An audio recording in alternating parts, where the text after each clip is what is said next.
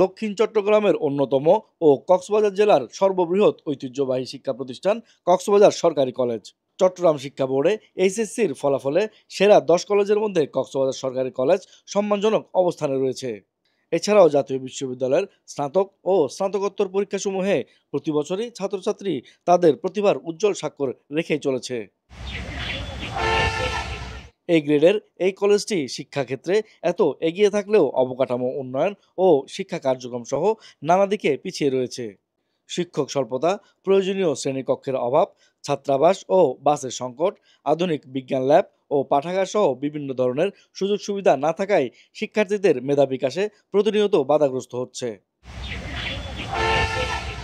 College সূত্রে জানা যায়, বর্তমানে বাংলা, ইংরেজি, ইতিহাস, ইসলামের ইতিহাস ও সংস্কৃতি, রাষ্ট্রবিজ্ঞান, অর্থনীতি, হিসাব বিজ্ঞান, ব্যবস্থাপনা, পদার্থবিদ্যা, রসায়ন, প্রাণীবিদ্যা, উদ্ভিদবিদ্যা ও গণিত এই ১৩টি বিষয়ে অনার্স এবং ৬টি বিষয়ে মাস্টার্স কোর্স চালু রয়েছে।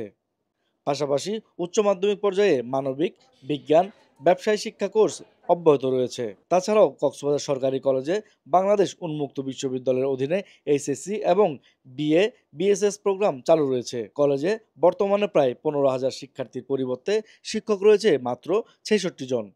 তাছাড়া এত সংখ্যক শিক্ষার্থীদের জন্য নতুন একাডেমিক ভবনও প্রয়োজন। কক্সবাজার সরকারি কলেজ হচ্ছে কক্সবাজারের একটি ঐতিহ্যবাহী সর্ববৃহৎ শিক্ষা প্রতিষ্ঠান। এই ঐতিহ্যবাহী শিক্ষা প্রতিষ্ঠান হওয়ার পরেও আমাদের এখানে অনেক সংকট আমরা দেখতে পাচ্ছি। যেমন আমাদের সীমানা প্রাচীর নিয়ে একটা সংকট আছে, বহিরাগত এখানে প্রতিনিয়ত প্রবেশ করতেছে। আইসিটি এখন আমাদের নতুন সিলেবাস সংযোজন হয়েছে অনার্সে ফার্স্ট ইয়ারে, তখন আমাদের আইসিটি ল্যাব নেই, ছাত্রাবাস নেই একটু ভালো করে থাকার মতো। অনেক দূর থেকে আসি আমি নিজে আসতে এখন চকরিয়া থেকে।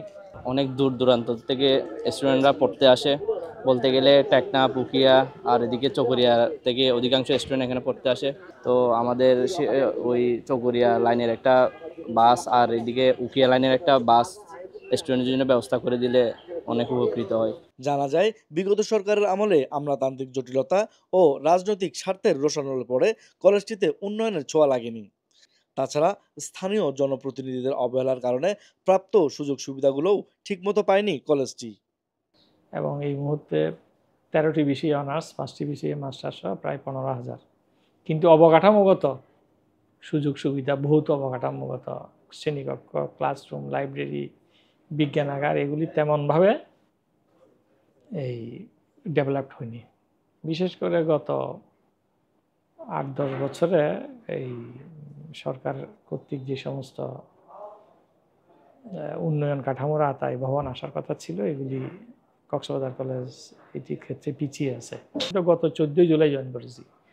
আসার পরে দেখলাম যে এখানে অবকাঠামোগত সংকট মারাত্মক। আমার অনার্স ডিপার্টমেন্টগুলোতে যেখানে মিনিমাম অনার্সে 4টা ক্লাসরুম, মাস্টার্স থাকলে 5টা ক্লাসরুম, একটা সেমিনার রুম, মিনিমাম প্রত্যেকটা ডিপার্টমেন্টে 4 থেকে 5টা ক্লাসরুম থাকা দরকার, ওখানে 2টার বেশি নেই। ফলে আমরা স্টুডেন্টদেরকে সপ্তাহে 2 দিনের বেশি ক্লাস দিতে পারছি না। তো একটা ছাত্রাবাস, একটা শিক্ষক কর্মীর 10তলা একাডেমিক ভবনের জন্য আমি স্বয়ং অগাস্টে গিয়ে প্রধান প্রকৌশলীর সাথে মিটিং করি। আর 6তলা বিজ্ঞান ভবনের জন্য আমিও আলাদাভাবে এটাও আবেদন করি এবং এটার জন্য আমি কক্সবাজারের বিভিন্ন ভিআইপি রাজনৈতিক নেতৃত্বেরও সহযোগিতা নিই। আমার কাছে প্রাথমিক অনুমোদন আসছে অগাস্টের 28 তারিখের দিকে মনে হয়, একটা 10তলা একাডেমিক বিল্ডিং এবং ছাত্রাবাস ছাত্রদের জন্য। বিগত সময়ে শিক্ষা মন্ত্রণালয় থেকে বরাদ্দকৃত 10তলা নতুন একাডেমিক ভবন ও 6তলা বিশিষ্ট আধুনিক বিজ্ঞান ভবন কক্সবাজার সরকারি কলেজে স্থাপন করার লক্ষ্যে কলেজ কর্তৃপক্ষ চেষ্টা চালিয়ে যাচ্ছে। বিল্ডিং পাওয়ার জন্য আমরা মন্ত্রণালয়ে যোগাযোগ করেছি, ওনারা আমাদেরকে আশ্বস্ত করেছেন খুব দ্রুত এই প্রকল্পে আমাদের নাম ইনশাল্লাহ অন্তর্ভুক্ত হবে। পাশাপাশি আমরা অধ্যক্ষ মহোদয় সহ আমি মন্ত্রণালয়ে গিয়ে আমরা আলাদাভাবে আরও বিল্ডিংয়ের জন্য আবেদন করেছি, 10তলা একাডেমিক ভবন এবং ছাত্রদের জন্য 5তলা একটা বিল্ডিং।